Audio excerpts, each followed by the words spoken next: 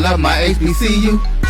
And boy, I love it, love it. I love it, love it. I love my HBCU. And man, I hope my team they won one. I hope my team they won one. Man, I hope my team they won one. I hope my team they won one. I tuned into the HBCU Sports Lab to see if my team won or lost. If they lost, I'm quiet as a mouse. But if they won, keep tab. I'ma do the dab, Dr. Cavil, he know what he be talking about. Mike and Charles, they know what they be talking about. They compress the analytic data with the hip hop. If you know them like I know them, they gon' tell you if your team, if they won or lost, and who the ball. So listen to Professor, yes sir, and pay attention, cause he gonna teach a lesson. Good morning, all the lab listeners out there. I just want you to know those folks in Jackson know what they doing down in them parts. And I don't understand people like Charles and Wilton. They be hazing folks. There's no more hazing in these organizations. That's not allowed. That's not fair. Y'all bring folks down there at Jackson, Mississippi, and y'all know how to show people a good time. Yes, sir. Big brother Mike, how you doing? I'm doing good, man. I'm dealing with this post-hazing event as well, man. I'm telling you. That voice says you are, sir. Yeah, I'm like, oh, goodness gracious. Yes, Jackson. Jackson. Yeah. Charles, how you doing? Doc, is definitely one of those days you when you feel it after whole. That's it's one of them days. When you try to. I'm sorry. When you feel it after informational session, but yeah, that was. It was absolute. It was absolute. Let me take my hat off to Jackson, Mississippi.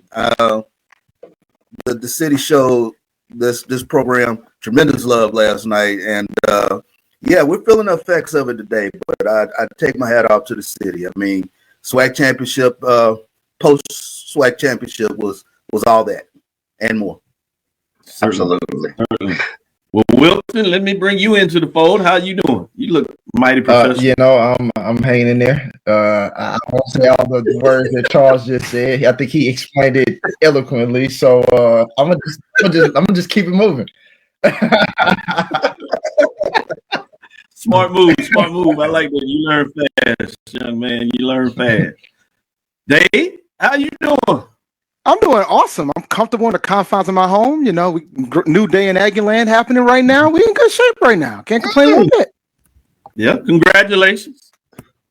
I like the fact that you all move fast, and 2 days later you move faster. Mm-hmm. We ain't fishing over in Aggieland. You guys should know that by now. Yeah, you got it done. So with that being said, what's the weather like up there? And we got to get our weather report when we think we're bad. It's raining, a little cold. The highs have been in the 30s all week with the wind chill in the 20s. Yeah, bless your heart. Oh, I have a coat. The coat fixes everything. I can put the coat on right now. I'll be warm with this t-shirt. It's not a problem. I got the right gear for it. Don't fret. I don't like the cold. While we giving shout outs to Jackson, Mississippi, I also want to give shout outs to Jackson State. Congratulations to them to officially getting their Celebration Bowl ticket punched and doing it in fine fashion, coming from behind and tying it late in the half. We'll get a chance to go on that a little deeper. But then in the second half, boy, they pulled out a big old stick. Big stick. But let me also give a shout out to the SWAC. All those involved, commissioners on down, they did a marvelous job. The way they bring out the stage, I was looking on one side to turn back around, the stage was out. They had the fence up, putting everybody out. It's looking very top of the line there. Good job there. So shout out to everybody involved with this SWAC. Shout out to Celebration Bowl, John Grant, in terms of his invitation.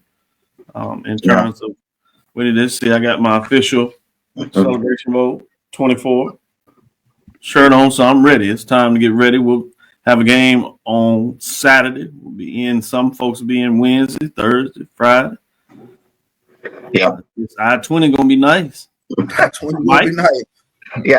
I know you're giving shout outs, but there's two groups I want to give a shout out to. First of all, as usual, I leave around the third quarter to go get a feel for the fans. You talking about some of the best fans in HBCU. Yeah. They're the fans and alumni. The call and response between the band and the fans, just to sit in the crowd, they know every call. It's almost like they practiced it. But just to be in that environment. he said they like the young call at Texas A&M, and they don't even like practice. Texas A&M They don't even yell practice call. like that and get it done. Absolutely. All of a sudden, everybody pom-poms in unison. But, I mean, tremendous fan base. And then that's one of the best back and forth between bands. Oh my Not God. only quarter, You can hear it on the TV screen too, my man. Oh, nice. Oh my! They were God. having that. They were going at it on that screen. I've seen a lot of fifth quarter battles, but man, I could not leave. I was standing next to Charles. I was like, "We're supposed to go to the press conference," and I'm like, "Man, I can't leave this." And We got caught, Mike. We got caught up. I said, "Don't worry, the door shut. I got you on this." Yeah, that fifth quarter was like unbelievable. Like when those bands like horns, the boom and the juke, it's unreal. And last night again, another classic epic fifth quarter. So, and like Mike said, like we almost forgot we had to go to the press conference because the way they were just going at each other. I mean, that was bandsmanship at its finest. I mean, that was beautiful to watch. Dave, you're welcome to come back. I know y'all still doing your thing. You got a couple more years for y'all to even think about it. I got man of the year. That's all I got. I got man of the year. Got the battle of the bands. I might take the trip to LA next year. We're gonna see. Yeah, I guess y'all do got the battle of the bands. It's true. We show up when we're invited. When we invited, we show up. That's how we roll with the Brew and Go marketing machine. When we invited, we show up. I'm not mad. There's some folks over there in SWAC territory in Jackson between Southern and Jackson State have a little something different to say about it, but I'm gonna leave that alone as we get in here. I don't want to. Oh, I've already gotten the tweets, sir. I've already gotten the tweets. Stay away. I already see joint events happening in Atlanta. I'm trying my best to stay away. Well, I shouted out. Let me shout out Dr. Charles McCullough. Got a chance to see him continue to do his thing. Everything's in an upward trajectory. With that being said, let's get into the Division II side of things. We did have a HBC playing in the regional finals, essentially the quarterfinals, and it didn't go quite as planned. Virginia Panthers, they lost to Valdosta State Blazers 49-14. So pretty tough there. So they fall to 10-4. Overall 6-1. Great season. But the question will be interesting on Tuesday. I talked about this last week. Do you just look at the fact that Virginia Union went another round, or do you look at the breakdown between what Virginia Union and Miles Golden Bears, Panthers and the Golden Bears, what did they do in terms of Valdosta State? What were the scores differential? So I'm interested to see what the voters do. And you're right, Dave. I see where you leaning. I think a lot more going to lean like that. But, you got to put it on the table. I'm fascinated to see what that looks like. Will Virginia Union be able to hold on? Remember, they flipped everything last week once they won and they took over. So it'll be fascinating to see if they can hang on there. So let me go around, get everybody's general thoughts on Virginia Union, the successful season they had, and then it came to a halt against Valdosta State Blazers. Coach Jermaine Jackson, we talk about him, HBCU. He's making a major statement. But you talking about adding to a resume if anybody is looking at him, and I'm going to put that right there. He certainly is making them have something additional to look at. With that being said, Mike, what are your thoughts in terms of Virginia Union, the loss to Valdosta State, 49-14 yesterday? Yeah, it was a tough one. I mean, you look.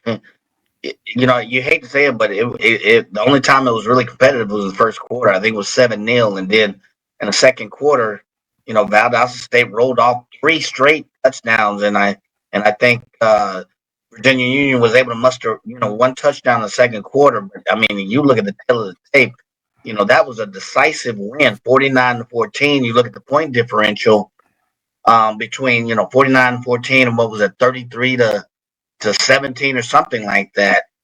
I think it's hard to ignore it. I think you consider both and look at the entirety of their season, but I think it's hard to ignore their performance against a common foe. And how they performed. If you really want to evaluate it realistically, I think you can't. I just feel you can't ignore that. So I'm going to lean toward, yes, you consider the fact that they went further, but you also have to consider their performance against the common foe and how they fared against that. I think if you look at the board and Division I, I think that they would also look at that as well. That's one of the factors. And what I understand that they look at how they did against common opponents. So why would this be any different? Good points. Good points. I'm gonna go to you, Charles, and get your thoughts on that. I'm gonna give you a little more cheat code to think about. Virginia Union did beat Wingate, who won their conference. That's with that being said, what are your thoughts?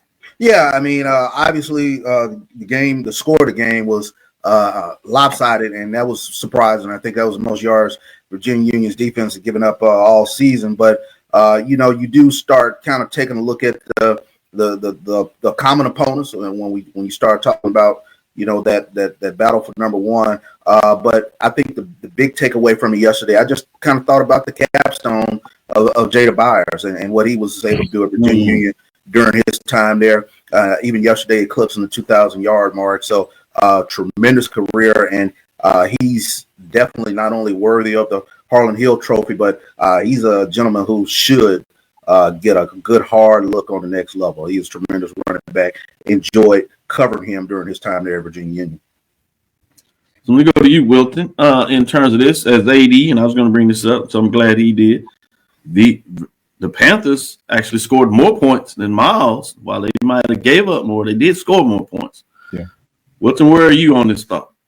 When I saw that, I was actually a little shocked because I probably would have gave the offensive edge to Miles versus Virginia Union. But I think more so than anything, it just kind of shows to the point that the season that Virginia Union had and the job that Parker did to, put this team together and to see what they got. Like, I'll be the first person to say, when we were talking about on the show, where do we think that Virginia Union and or Miles could get after the first round? And to see Virginia Union go as far as they did, I think you have to really consider how special this team was, number one. Number two, how special Jada Byers was. But I think they just ran into a Valdosta State team that was just like super loaded. Obviously, with Sammy Edwards, with their running back Alfonso Franklin, with one of their running backs in Alfonso Franklin, and they just kind of hurt themselves. But I think that this is a team that Dr. Parker is building that's going to be back, and I think you have to put them in the continuity with the fact that this is, obviously one of the better teams in D2, and they're going to be there for a while, and they're likely going to make some other noise next year. So you're not one of those believers out there that Coach Parker, Dr. Parker, is exiting stage left? Not yet. Not yet. I don't think he's leaving. Yeah, not yet. I had to ask. No. Good. That's a good thought. I don't think he's leaving yet. All right. Let me go to you, Dave. What are your thoughts in terms of this thought process, Miles, Virginia Union? I think you kind of gave us a cheat code with your look that you provided everybody, and I even brought it up. I think for me, I understand the common opponent aspect, but it's about what you've done in the playoffs, and they made it to the regional final in their particular region. I mean, that stands for something. I mean, that's not an easy thing to do. It doesn't happen as often as you think for HBCUs to do that. So I think that alone puts them there. I understand common opponents, but sometimes it's about where you're at. And I know they played the same team, but there's a reason why Valdosta State is doing this to everybody. They are just good. And the fact that Virginia Union leaned on Jada Byers much made it easier for Valdosta State because now you're one-dimensional in essence. So shout out to Virginia Union. I think they should be the top team in Division II HBCU. I don't think it should be a debate really, but. And considering the CAVIL has been so much stronger this season as well, when you take everything into account. Yeah, I like you added that piece because that was going to be one of my final thoughts. Is Not only did they go and beat Wingate, obviously they got the second round win over Lenore Ryan, and the CIAA all year showed that they were much tougher than the SIC. And they did it both on the road, and they did it both on the road. Like they had to go on the road for both games to get to the rest of that. Right. Yeah. Mm-hmm. Another good point. With that being said, last thing before we take our first break, we'll come back on the other side. We'll talk about the SWAC Championship Game. Kind of put that to bed. We'll do that in the next segment, and then we will push forward and give you our rankings. Not a lot of change there, so I'm gonna push it out, but it's official now. We got the matchup we want. But before we do that, Jada Byers, Harlan Hill, what do you think is his chance? I think he made some great statements, kind of closing things out. Charles, where do you stand? Absolutely. I would definitely deserving of that award. Like you said, a running back who eclipses 2,000 yards in a season, that speaks volumes. So I think definitely he should win that Harlan Hill award. And we go with you, Mike. Yeah, I mean, not only this year, you look at last year. I mean, he has been the prominent focal point of that offense for 2 years. And he's done it, I think it was David who said, in a stronger conference. I think by far he should be the standout winner for the Harlan Hill Award, and maybe a couple of others. But I just hated that, it ended the way it is, but such is life and vision and FCS football, and that's the way it ended. But such a tremendous value. I think his performance, not only this year, but last year, justifies him winning that award. Mm-hmm. Great stuff. Wilton? Definitely think he should get it. I mean, I'm under the mindset of this, especially with the way that we look at running backs in football now, whether it's collegiate level, what we're seeing on the collegiate level, and then just the level of play we see in running backs on the next level in the NFL. Like, this guy's spectacular. Anytime you can have a running back that gets over 1,000 yards, let alone 2,000 yards, is enough within itself. So I definitely think he's worthy of that award. Dave? Yeah, I think he should get it. I mean, I know it's going to be tough. Even against Valdosta State, he averaged 5 yards a carry. I mean, that's a phenomenal team. So I think to do something like that, between that and everything he's done all year, and his entire career at Virginia Union, I think it should be a no-brainer, but we know how the voters do sometimes. Yep. You're absolutely right. Absolutely. One of the interesting things that we have to get better in terms of HBCUs, at least from the SIDs, that's why I'm excited about AD and what he is likely to bring to the table with Morehouse, and what he also will share, I'm pretty sure, with his colleagues. One of the things I understand, we see this at the FCS, where I'm a voter on some of these polls around here. The SIDs will send out information on their players to other SIDs and ask them to consider. Not tell them what to vote, but ask them to consider. So you also got to make sure that you're doing your spot to informing folks that may not be as informed as they should be. Also, the last thing, promise to take this first break. Want to give a shout out to AD, Drew, and Brian and AD as they do the sports wrap. You know that AD was on assignment while we were in Jackson. He was down there in Valdosta, and he covered that game. So he has the entire press conference from the Virginia Union Panthers, and you'll be able to see that tonight on Sports Wrap. So make sure you turn in and get some of those comments from the coaches and key players as they make history this year for Virginia Union and HBCUs alike. With that, we'll take our first break, come back on the other side. Time to get into the SWAC Championship Game. I had some folks questioning and whether they're a little nervous at that time. Most folks are like, no. When they came to us, we told them no. We told them that's what it was going to happen in the first half. I'm not sure I knew what it was going to look like in the second half, but it's a whole different thing. With that, we'll see you on the other side. Mm-hmm.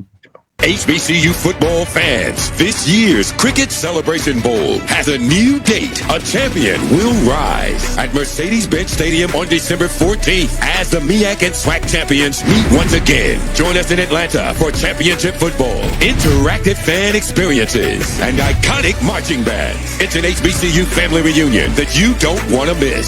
See who will be crowned the next HBCU national champion. For event and ticket information, visit the Celebration Bowl. Looking for the ultimate cultural experience of 2025? The Zora Outdoor Festival of the Arts is where you need to be. From January 31st to February 2nd, Eatonville, Florida will come alive with incredible live performances from the Levert Experience and the Bar Cave. Immerse yourself in interactive art. Shop from over 80 vendors. Take a journey through history with a new virtual tour app. And enjoy family-friendly STEM activities. Plus, don't miss the unforgettable R&B tribute to the legends, honoring talents such as Whitney Houston, Marvin Gaye, and Luther Vandross. This is more than a festival. It's a celebration of Eatonville's rich cultural heritage. Visit zorafestival.org for tickets.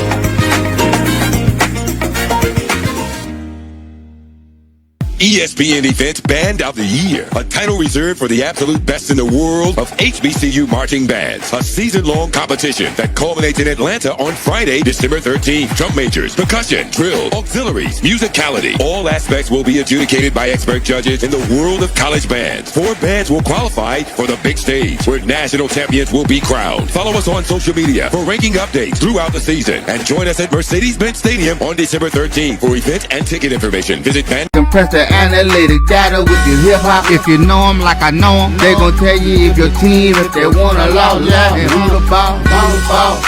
So listen to Professor, yes sir, and pay attention, cause he gon' teach a lesson. This is Dr. Cavil inside the HBCU Sports Lab with Mike Washington, Charles Bishop, Wilton Jackson II, Dave Rhodes, and we are giving you your morning Sports Lab. Yo, with that being said, let's get into this matchup. You know, unless you were hibernating sleep HBCU fans, you understand that the SWAC Championship Game was yesterday, hosted by Jackson State University and Memorial Stadium in Jackson, Mississippi. They were playing one of the big arch rivals, if you would, against Southern Jaguars, and they've had their way with Southern of late. I know they kind of flipped that coin. A lot of folks early when we started covering this, Southern just seemed to be a way to get it done against Jackson. Well, that hasn't been the same as of late. With that being said, the score was 41-13. Halftime, you had a 10-10 game. And actually, going into the half, it looked like Southern was going to take a 10-3 lead. And you got a big play by Jackson State as Jacoby Morgan actually threw a first down, but he got hurt on the play. You knew it was something because he stayed down a little bit, and you were like, this doesn't look good. So everybody, question marks, I'm sure, went in everybody's mind, whether they're watching, they're live, media, and you just kind of got a quiet pause. And Zay came in there, Zay McDonald comes in there, and he takes off, gets a big run, like, okay, settle down. Then he gets a couple of more big plays, and then a really big one that set up a touchdown that ties the game 10-10. You could see everybody. One side, you could see the energy just kind of come out. The other one's energy rose in terms of how the stadium was playing out. So it's fascinating from that perspective. And then in the second half, Jackson State really just took control of the ball. They were able to run and get it done, ultimately putting up 200 yards in total offense. In rushing, 275 to be exact on 50 attempts, putting up 385 total yards, 313 for Southern. They also had 133 yards rushing. Kudos to Dylan and Mulligan in terms of what they were able to get done on the ground as well. A very solid game from that perspective. That's kind of my overall framework. Obviously, we talked about all the things around the game, from the city to the stadium to the bands. Now let's get into the numbers and get your thoughts in terms of what took place in the matchup. I'm going with you, Wilton. Give me your thoughts in terms of your thoughts overall in this game. So watching that first half, you knew that this game would be different. Both coaches had already alluded to that. I'll be the first person to say I didn't necessarily think it was going to be exactly like the way it went in the first half. You kind of alluded to it, Dr. Cavil. When Southern went up 10-3, the stadium was very quiet in a way on Jackson State's side. I mean, it was somewhat in a position that they had never truly been in for a while. And so, you see Morgan go down. Usually when you see him go down, he'll typically, Charles, you know this too, he'll typically pop back up. But when he stayed down for a while, it was like, okay, this might be something serious. So he gets up, and most of us in the press box where I was were thinking, okay, Cameron McCoy. And so when Cameron McCoy didn't come in, and we saw Zai McDonald, this was a little shock. We were like, okay, well, TC elects to go with Zai McDonald. Let's see what he does. And then to your point, he comes in, he has that big running play to set up, obviously, that touchdown before halftime. You guys know, all of us that watched the game, that touchdown was probably the biggest touchdown of the game because it gave Jackson State momentum that they needed before halftime to get the ball back after halftime and really start setting the tone of they felt as though they were the better team in this game. So I think that more so that final touchdown in the first half set up the rest of the game. And of course, I asked TC yesterday in the press conference what he said. I can only imagine what he said at halftime. But whatever it was, cleaned it up.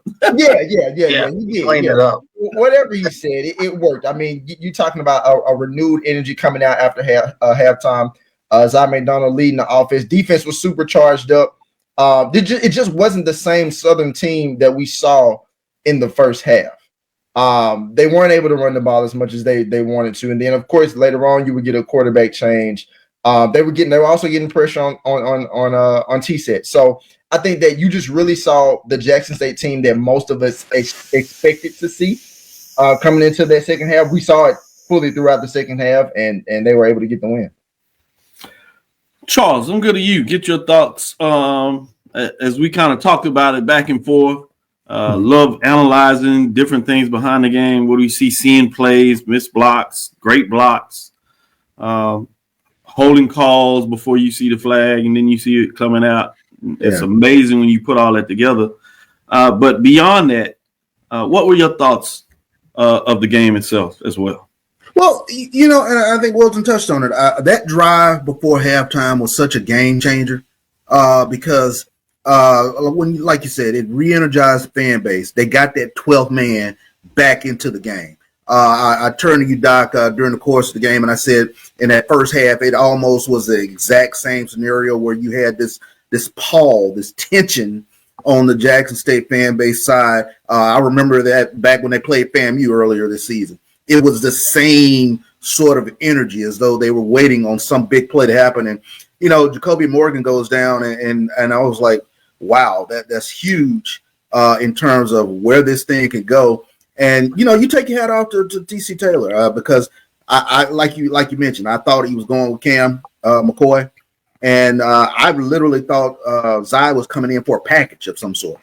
Yeah. And the fact that he was able to not only get that team downfield as fast as he did, but to actually punch it in before halftime, I thought that was such a game change. And I've marveled all season at how this coaching staff has made adjustments going in the second half. And we talked about, Jackson State's defense only surrendering, I believe, going into this game, 10 points over the last 5 games, if I'm not mistaken, in the second half of games. And, you if you're a Jackson State fan, you sort of felt good just getting back to level set 10-10 after halftime because you kind of figured with the energy of the crowd that this coaching staff was going to make the necessary adjustments. So hats off in that regards. Hats off to Zai because I have not seen him look as polished as he did yesterday. I think going into that game, I think he'd only completed 1 pass on the season. So for him to actually, not only use his legs, but to pass the ball around a little bit, it opened things up because Southern was doing a tremendous job getting to Jacoby Morgan yesterday. You take your hat off to that defensive line. Irv Mulligan was able to get off, but anytime Jackson State passed, Kelby Gibbons was coming off that edge and was providing issues for Jackson State's offensive line. But, they made the necessary adjustments, made big plays, and then the momentum took over in the second half. Let me just give you a shout out. I see you now making sure that your champions are on the show. Yeah. He tried to show up a little shirt. Just happened to find their shirt, didn't you? There you go. Yeah. Shout out to Thaddeus Reed. Appreciate he had the championship tees ready to go yesterday. 1400. Nice. With that, Dave, let me go to you. One thing that Wilton said that was fascinating to me is also people focus on that touchdown before the half, but coming out of the halftime, as he alluded to, not only got the momentum, but they got to score on that drive as well. And so you really saw the motion start and the confidence start to change in that matchup. What are your thoughts in terms of the game? So while I was watching the game, I was very impressed by Southern's defense and the way they were holding Morgan down. But then when Morgan got hurt and Zah walked in there and turned it into a touchdown to end to close the half, the first thing I thought was, if they score in this drive when they get the ball back, this game's over. Like, this game's done. And then they score first drive back. Southern has a turnover, and then it spiraled after at that point. So I'm more fascinated about what's going to happen next week, regardless of who's going to be the quarterback, who's going to be available, because we always have the discussions about rust, blah, blah, going into this game. And we had some major injuries in this game, but so did South Carolina State before then. But we'll see. But it was pretty much Jackson State's game in the second half. I mean, it was 31-3 in the second half. So once the momentum started going, it was pretty much a done deal at that point. Southern had a valiant effort, but Jackson State pulled it out, and shout out to them for a phenomenal season. And we'll see what happens next week. Yeah, perfect way to give that plug. We will talk about the Celebration Bowl in the last segment. Before we do that, Mike, give me your thoughts, and then we'll take our second break and move into the poll ranking. Yeah, a couple of data points. I always kind of look. You look at first down, first half. I think Southern University had an advantage, believe it or not, in third down conversion.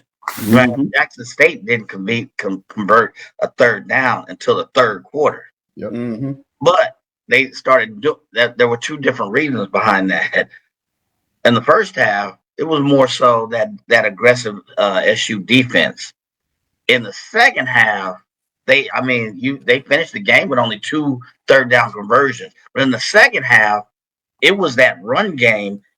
They were gashing 7-8 yards off the pop on first down. They didn't need to convert a third down because they were converting them at second down. So I thought that data point was interesting. The other point is, at 5 minutes to go in the first half, I think I shared this with you, Doc, and with UCB. 5 minutes to go. Okay. You look at the stats. 60 yards rushing total for Jackson State. They finished the game 275. I think ESPN had them at 250, 260. But nevertheless, they got, I don't know what was said at that halftime, or I don't know, the Zy Montgomery coming in and that was a game changer. Their yards per attempt went up almost exponentially. So another data point that lets you know how this game went. And then we can't forget the 4 turnovers caused by the Jackson State defense. That defense woke up. I don't know what happened. Again, what he said. Well, we know what he said because we know what he opened the can of whatever. Whatever it is, he needs to take that to Atlanta next week. But those are the data points. And I think we can't we talk about, Zion, we can't.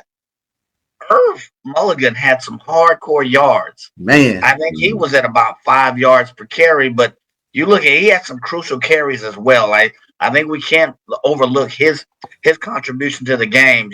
You could even go back and forth between Irv and Zy McDonald. But I think that's another data point. And I think that their ability to run is kind of their mainstay. So they'll have to take that to Atlanta. So I know we'll talk about that in the next segment, but that'll be interesting. That's the question that popped in my head besides the quarterback question.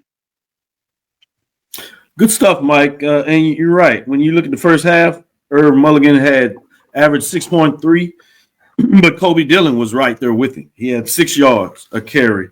In terms of the second half, Irv took down a little bit, but he still was getting it done. He went down from 6.3 to 5 yards a carry for the total game.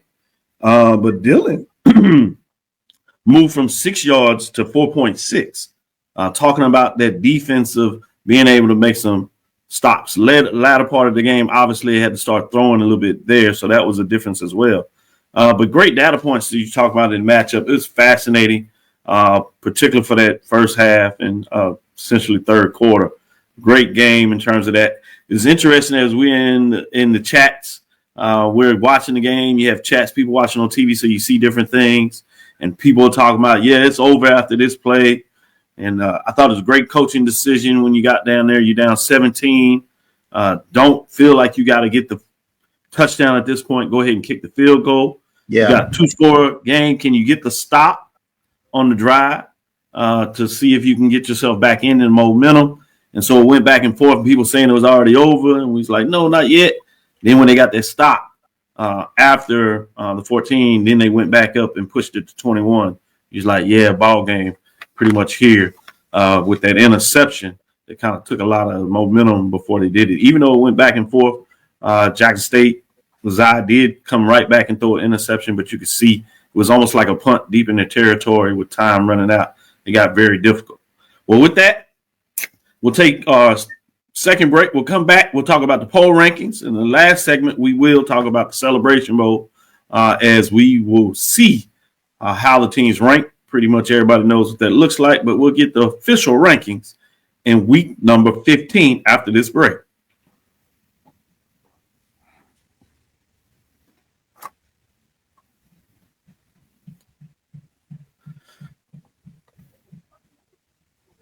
Well, let's see if we can get in there. Let's do this as we're moving along a little bit. Let's push forward instead of the poll rankings. We'll hold them off as a little more tease. And let's keep rolling. We're going to get into this Celebration Bowl. You have, in terms of the FCS, AFCA coaches poll, you got a top 20 matchup. You got 18 with South Carolina State coming in at 18. And you have Jackson State at 20. You have another in terms of AFCA. They have Jackson at 15, and you have South Carolina State at 18. So a top 20 matchup. I really like what that looks like. Let's get into it a little bit from South Carolina State. Winners of the MEAC, had a great season. First year head coach Chinnisberry, very familiar with him in terms of what he did at Benedict. His name's been out there, but he's been able to bring that championship waves over to South Carolina State as they get it done. And then you have Jackson State coming in here, getting into it with that. We're going to tease that out a little more because we got Jackson State on the other side with TC Taylor. And you essentially got a rematch. But as I said, we'll tease it up a little bit. Let's take this next break and come back on the other side. I think we will give you the poll rankings and make you wait as a tease a little more on the Celebration Bowl.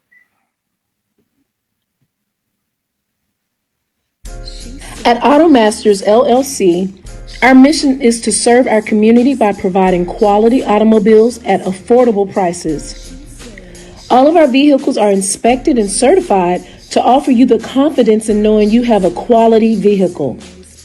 Our goal is to provide you with a seamless process and positive experience for your automobile purchase. Financing recommendations and specific vehicle inquiries are available at your request. You can find us at www.automasters06.com and follow us on Facebook and Instagram. Also, please feel free to contact Terrence Miles at 601-927-7794. And oh yeah, tell him Sonia sent you. Looking for the ultimate cultural experience of 2025? The Zora Outdoor Festival of the Arts is where you need to be. From January 31st to February 2nd, Eatonville, Florida will come alive with incredible live performances from the Levert Experience and the Bar Cave. Immerse yourself in interactive art. Shop from over 80 vendors. Take a journey through history with a new virtual tour app. And enjoy family-friendly STEM activities. Plus, don't miss the unforgettable R&B tribute to the legends, honoring talents such as Whitney Houston, Marvin Gaye, and Luther Vandross.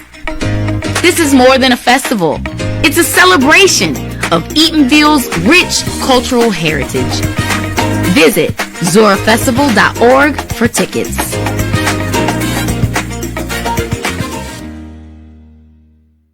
HBCU football fans, this year's Cricket Celebration Bowl has a new date. A champion will rise at Mercedes-Benz Stadium on December 14th as the MEAC and SWAC champions meet once again. Join us in Atlanta for championship football, interactive fan experiences, and iconic marching bands. It's an HBCU family reunion that you don't want to miss. See who will be crowned the next HBCU national champion. For event and ticket information, visit thecelebrationbowl.com. When it comes to professional learning, teachers deserve better. From the leader in online learning, Stride brings you the Stride Professional Development Center, an on-demand library of mobile-friendly courses that gives teachers choice and flexibility, allowing them to learn anytime and anywhere. Our dynamic courses provide bite-sized learning and help educators advance their knowledge while also gaining professional development hours. It's time you take charge of your learning. Visit us today to get started. Compress the analytic data with your hip hop. If you know them like I know them, they gon' tell you if your team, if they want a lot, and who the ball. So listen to Professor, yes sir, and pay attention, cause he gon' teach a lesson. This is Dr. Cavil inside the HBCU Sports Lab. We're here with the professors as we get into it. Let's get into the poll rankings. As I said, no changes throughout the poll, but we'll see what it looks like at the top. Does Jackson State, after a big victory in the championship game, stay at the top? Are there any changes? People have voted back and forth with South Carolina State, the Bulldogs, Jackson State Tigers. It's been close. We'll see if that stays the same. With that being said, outside of the poll, as things have cleared up, nobody dropped out of the poll. Receiving votes: Morgan State Bears 6-6, 3-2.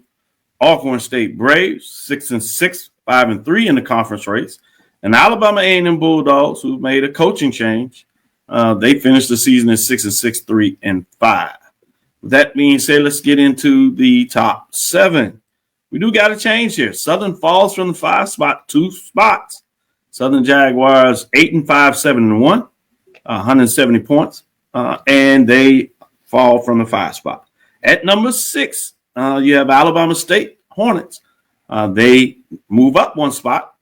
They had finished the season at 7-5 and 5-3 in the conference race, 172 points. Bringing us to number 5. At number 5, you have the Florida A&M Rattlers. They finished the season at 7-5, 5-3 in the conference race as well, like Alabama State Hornets. They have 174 points, and they do move up a spot, previously at number 6 in week 14.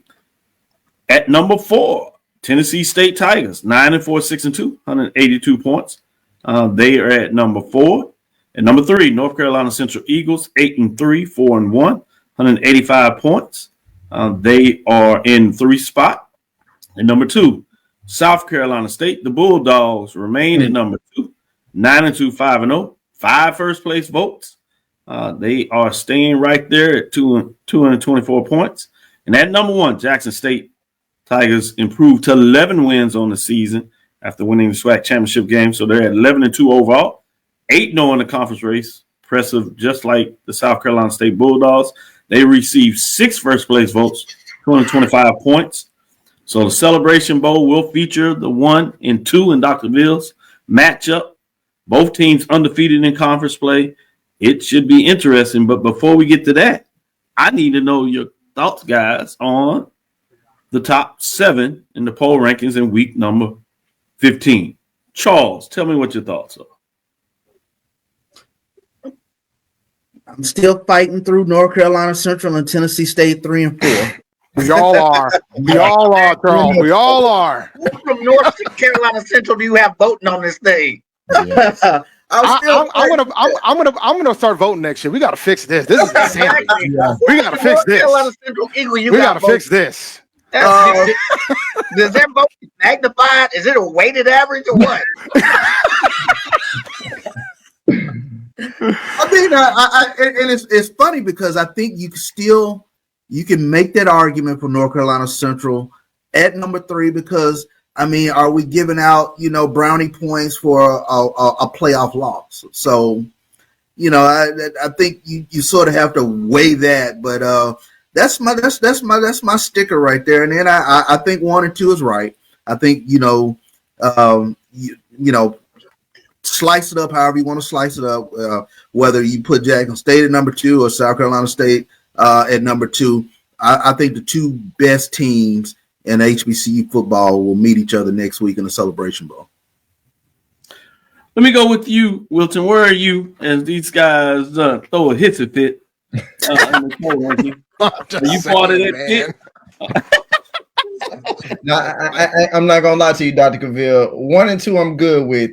Even last week when I saw this poll, when I saw Central over I'd be mad if you wasn't good at 1 and 2 now. Yeah, no, for sure. 3 and 4, I'm flipping Tennessee State over North Carolina Central. That's just where I'm at with that. And it's no, disrespect to Trey Oliver and what he's done with North Carolina Central and those Eagles, but I definitely would give that edge to Tennessee State over Central.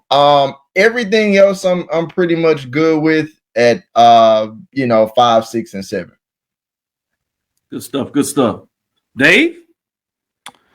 I'm glad other people agree with me so they don't think that I'm biased. Okay, so even though you are biased, but it's still. I mean, everybody has a bias, and there's nothing wrong with a bias. Let me be clear. Right. But there's no way Tennessee State shouldn't be ahead of the school down the road. There's no way. Like they should at least be number 3. And I've always felt like South Carolina State's the best team, but we're gonna find out on Saturday. So I would have flipped those 2 as well. I don't think I would have moved Southern all the way down to 7. I probably would have put Southern up ahead of Alabama State, but that's just me. Yeah. Even though the East was a much tougher division than what Southern had to do in the West. Yeah, only because they didn't make it to the SWAC Championship. I mean, that does stand for something. Yep. Like I could convince myself to move them all the way up to 5, but I'm not going to do that. But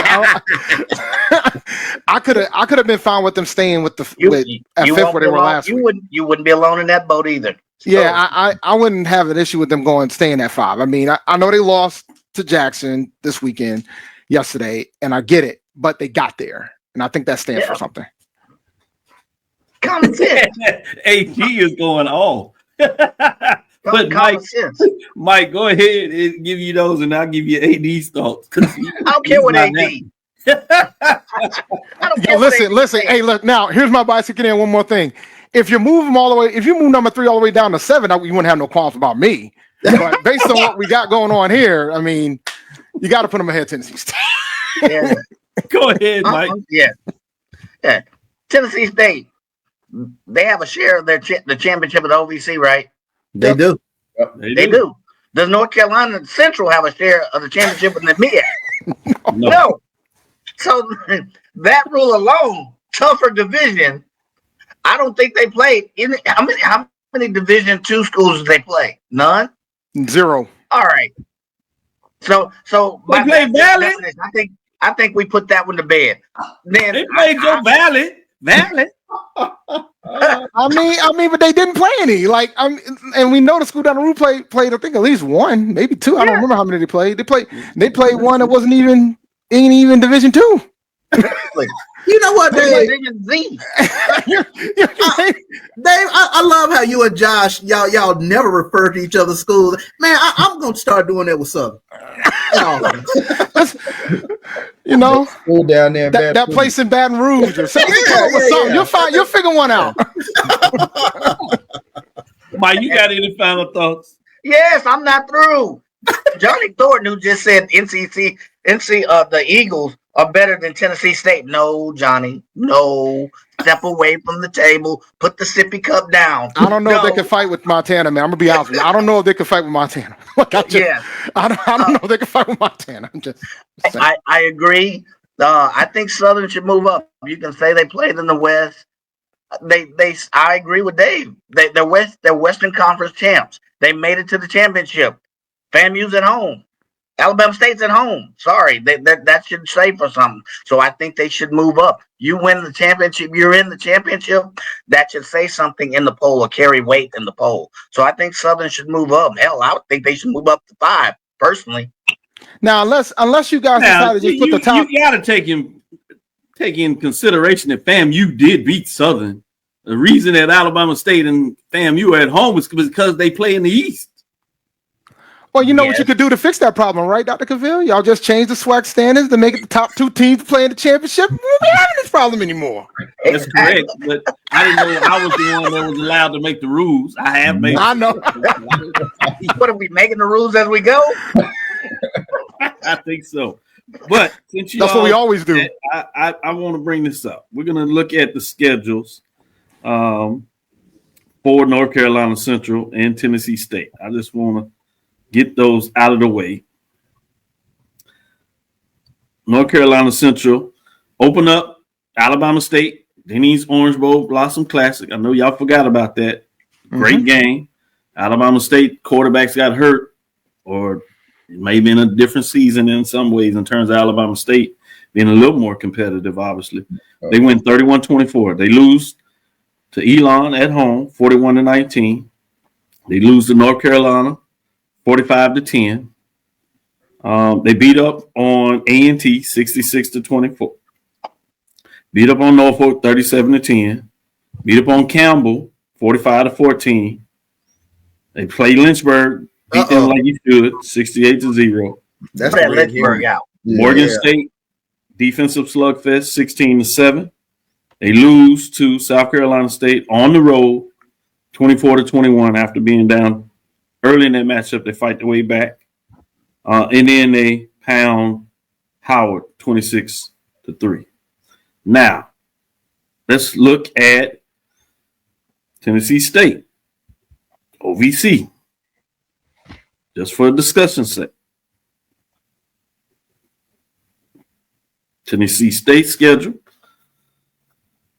They beat Valley at home, 41-21. They go to North Dakota State, lose 52-3. In the Southern Heritage Classic, they beat up on Pine Bluff, 41-28.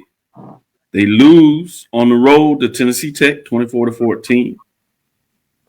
Tennessee State beats Charleston Southern, 13-9. They beat Lindenwood Transition Program, 24-20. Eastern Illinois, 41-17. They go on the road for homecoming to beat Howard, 27-14. Similar, same opponent there. You saw what Central did to Howard latter part of the season as well. They lose to UT Martin, 28-21. They beat Western Illinois, 45-20. Tennessee State, Gardner-Webb, they went 23-20. And at home, they beat Southeast Missouri, 28-21, which gives them a share of the championship. They go to the playoffs in Montana. First round, lose 41-27. So I just wanted to put that out there, get a little thoughts for everybody else as we had the discussion. But we're going to take our last break. We'll come back on the other side. We're going to talk a little bit about the Celebration Bowl. Doc, I know you want to end, but one thing you got to preface with that Tennessee State. 3 of their opponents, the previous champions for the OVC. Again, markedly a tougher league or tougher conference than the MEAC. I just want to. I'm not. Well, no. It gets better. It gets better. They sent 3 playoff teams there, and Tennessee State beat a top 15 SEMO squad. Exactly, SEMO.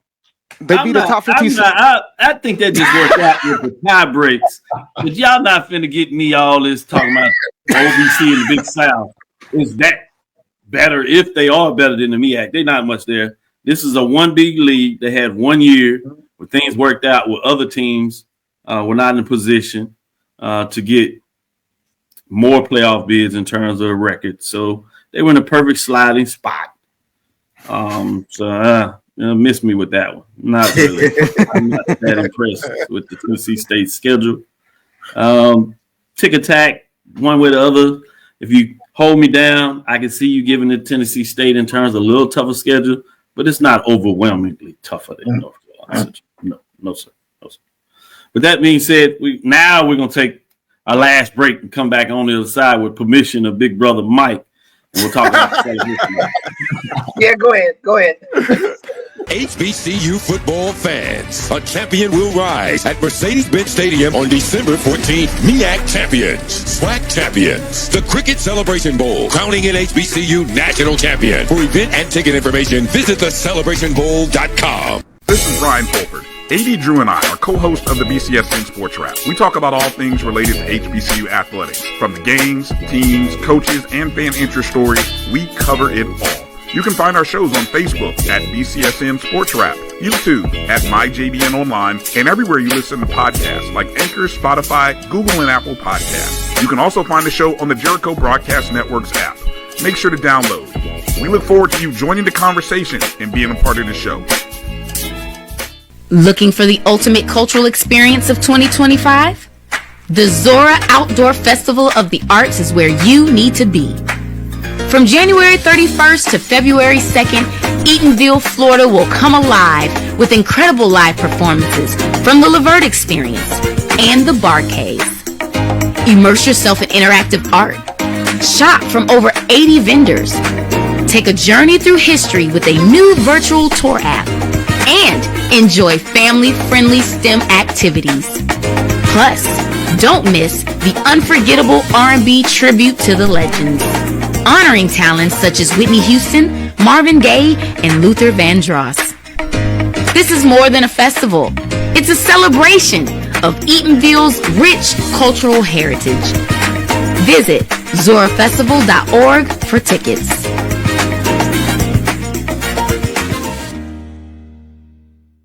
ESPN Band of the Year returns to Atlanta on December 13th. 4 marching bands will qualify for the big stage, where 2 national champions will be crowned. Follow us on social media for rankings updates throughout the season. And join us at Mercedes-Benz Stadium on December 13th for event and ticket information. Visit Compress the analytic data with your hip-hop. If you know them like I know them, they gon' tell you if your team, if they want a lot, and who the ball.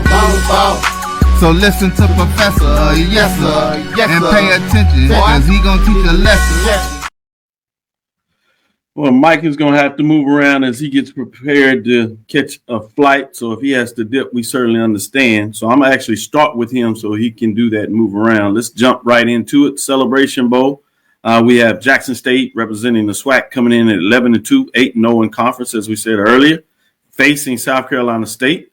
That's overall 9-2, 5-0, 1 versus 2 in terms of the poll rankings. Mike's, what are your initial thoughts of this matchup?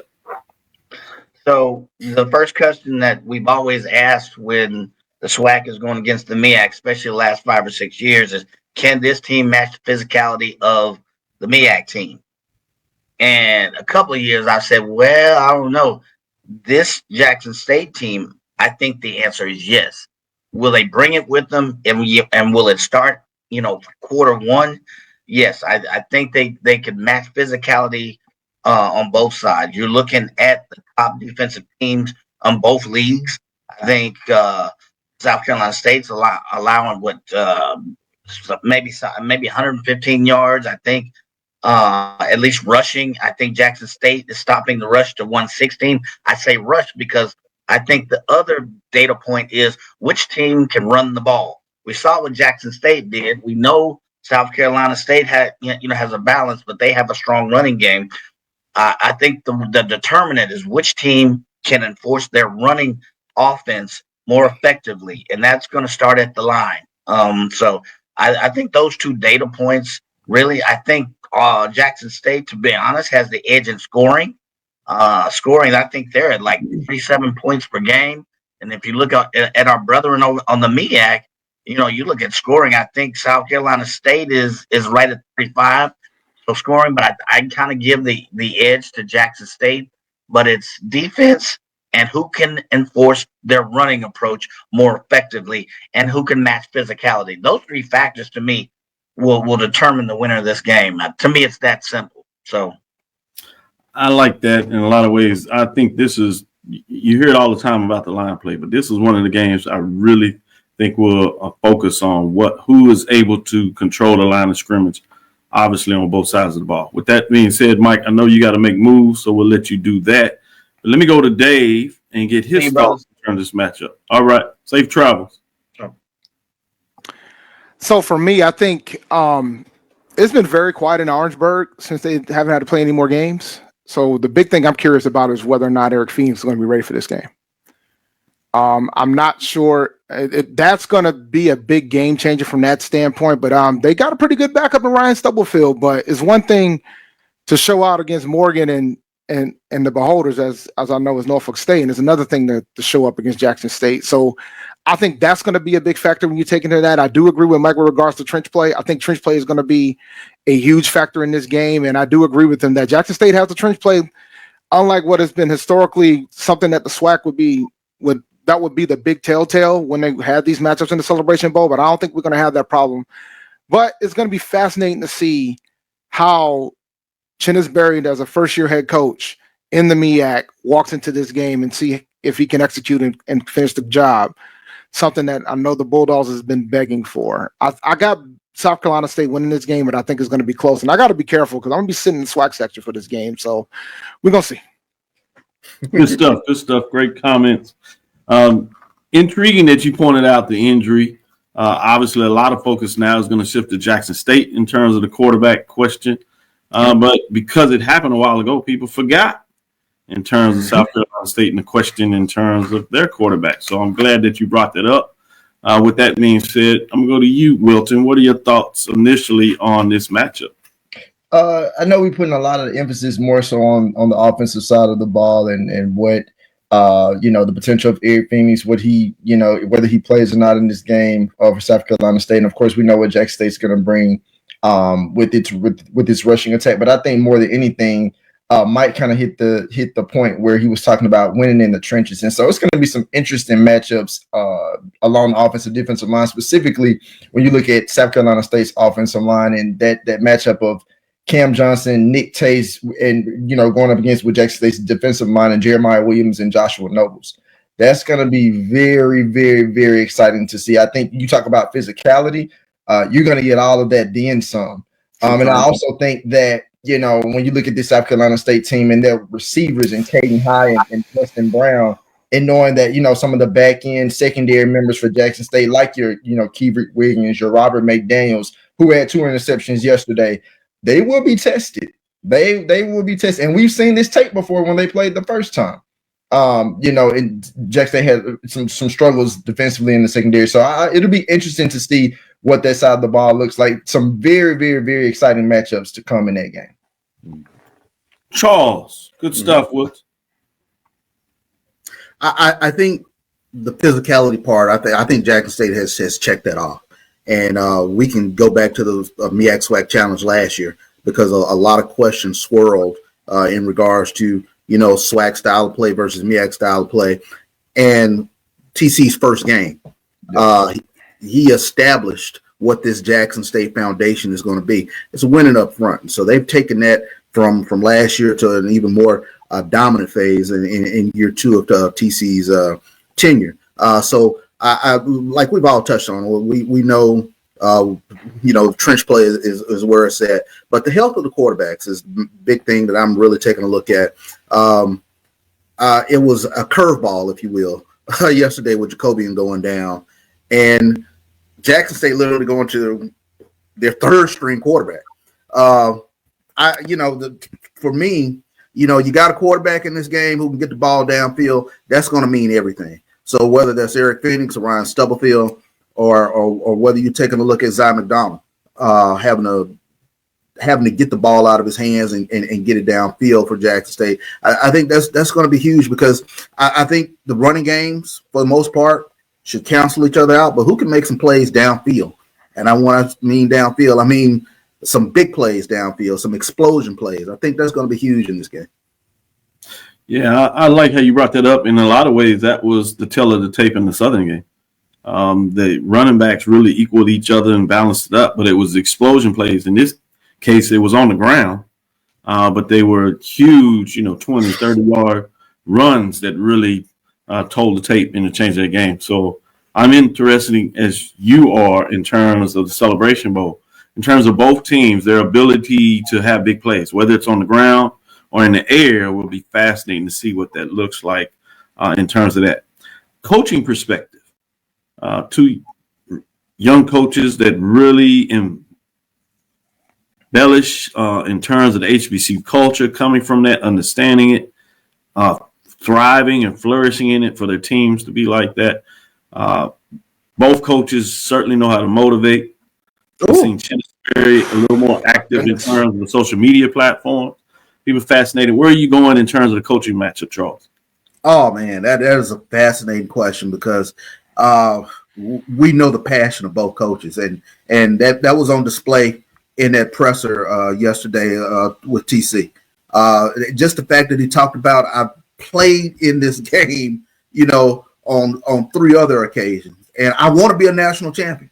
This will be his 4th time playing in this game, and for him to have the reverence of this Celebration Bowl, it kind of it spoke to me in a different way because for I say this SWAC championship generation, the pinnacle was the SWAC championship, and now we're in the Celebration Bowl phase, and for it to click like we got one more, and I think that has finally resonated with Jackson State fan base in terms of the importance of the Celebration Bowl, and for TC to put that out there in terms of I got to get this one. I want to see what it feels like to be on the winning side of this. I think that was huge. And then, Chennis Berry, he's been in the big game atmosphere as well. So that's a fascinating question to see, where that edge lies, because to me, it's a push. Yeah, it's going to be fascinating. As you alluded to, the first 2 generations, all they knew was a Celebration Bowl. And now you're getting into this 3rd generation, if you would, this 3rd decade, where you almost had a decade of the Celebration Bowl. And now you got that phase where on top of the SWAC championship, you want to finish it out with the Celebration Bowl and bring home the ultimate trophy. With that being said, I'm going to go to you, Dave, and then Wilton, in terms of your thoughts on the coaching matchup. What are you looking at in terms of that? Well, so the thing for me about Chennis is that he has an offensive line background. He was an offensive lineman. He got his chops as an offensive line coach. Initially when he got to the coaching ranks. So for me, I think he gets the edge. Both of them are phenomenal motivators, but I will say this: the first time I saw Chennis motivating this team at Benedict College, I've never played football for college or high school ball a day in my life, and I was ready to figure out a way to figure it out. Like he's that. So I'm giving Chennis the edge, but I think TC Taylor has done an outstanding job there at Jackson State, considering the transition phase that he had, taking over from the previous coach and things of that sort, and being able to keep that team competitive. And now he finally made it back to the Celebration Bowl. He made it back to the Celebration Bowl in 2 years. Is an impressive feat, to say the least. Yeah, great point. 3 and 4 years. His first time coming in the second year after going 3 previous time. Fascinating storylines in that itself. Wilton. I think Dave just said it. From a motivational standpoint, it doesn't get much better than Chennis Berry. I mean, like, from a player, even with TC too, though, but with Chennis, like, you definitely get a well-coached game. You're talking about 2 coaches that are very methodical in how they lead their programs. Obviously, leading with discipline. Play calling is going to be, I would expect it to be elite. I think that when you look at TC and what he's been able to do, obviously last year he had an offensive coordinator, but with him, now he's in that role. This season he's been in that role of calling the plays, and he's done an excellent job in doing that. So I think that you're going to get two good coaches giving out obviously extremely good play calling. I think it's going to be a tight matchup. And like he kind of mentioned yesterday in the press conference, this won't be the first time he's watched South Carolina State. He's been on South Carolina State's been on his radar throughout the season. He also has ties and understanding how some things work within the MEAC, because he used to be an assistant there with Central. So I think it's going to be a good tale of the tape between both coaches. And I go back last year. I mean, his first game was against South Carolina State, and right. I mean, they matched the physicality part of that tit for tat. So I, in fact, exceeded it. So I don't discount that whatsoever. It's very hard to seed that physicality part to MEAC in this one. Now, I'm with you there. I don't think that's no longer the case, man. I think it's always dependent on TV. But even last year with FAMU. Yeah, exactly. Howard. Even last year against FAMU against Howard. So, yeah, I agree with you that I think SWAC has learned a lot of lessons in terms of what they need to be physical play and when they cross over in these games. I'm not sure if it was as big as it was during regular season, but it certainly played out in the Celebration Bowl. So I'm fascinating. Question I have is Trey Oliver. TC Taylor, work with him. Is he going to give him any insight from his perspective, or is he going to keep it in terms of the MEAC? So that's going to be fascinating to kind of. They've already formed like Voltron, but I don't know if they're forming like they used to. Probably. They've already man. I think TC need to call them other 11 coaches in y'all conference to see if somebody's going to help them out. He can go. I guess he can reach down there to FAMU. He should just call Willie. He should just call Willie. Call Willie at FIU. Just give Willie a call at FIU. Yeah, that's true too. Good point, and congratulations to Willie. Congratulations to him. Coach Willie Simmons getting that call up. It's a big deal. 1 year. Obviously, we've seen him do a lot of work in the SWAC at a couple of schools. Ultimately, getting the big prize last year with FAMU, bringing them back to a national prominence with the championship in the SWAC championship game, and then getting it done in the Celebration Bowl. So kudos to Coach Willie Simmons. With that being said, we'll call it a show. This is Dr. CAVIL'S Inside HBCU Sports Lab with Mike Washington, Charles Bishop, Wilton Jackson II, and David Rose. With that being said, let's get in here and just close it out. We'll be back on Tuesday as I'll give the final poll of the mid-major. Some people said some questions. These guys said it shouldn't be any questions, but we'll see what that looks like on Tuesday. We'll come back in here and talk a little bit more about the Celebration Bowl. We'll focus a little bit about some defensive, offensive matchups where we get into those trenches and plays and see what do you see the teams trying to run against each other. And then we'll do some final stuff on Thursday as we start to close it out. But this is Dr. CAVIL'S Inside the HBCU Sports Lab, again with Charles Bishop, Mike Washington, Wilton Jackson II, David L. Rhodes, as he likes to say. Make sure you tune in tonight for Sports Wrap with Brian and AD. On Wednesday, we'll have the O&G Strike Zone. And then on Saturday, you have Carlos Brown, as he had a great show coming into it, this matchup, as they broke down the championship game right before everything. We had a special edition on Friday, so if you didn't get to check it out, you can check that out with Brian and Kyle is Mosley. They got it done. And then on Wednesday, obviously got the independent report with David leading that. So again, without further ado, Charles. Course. David. Lecture. Wilton. Dismiss.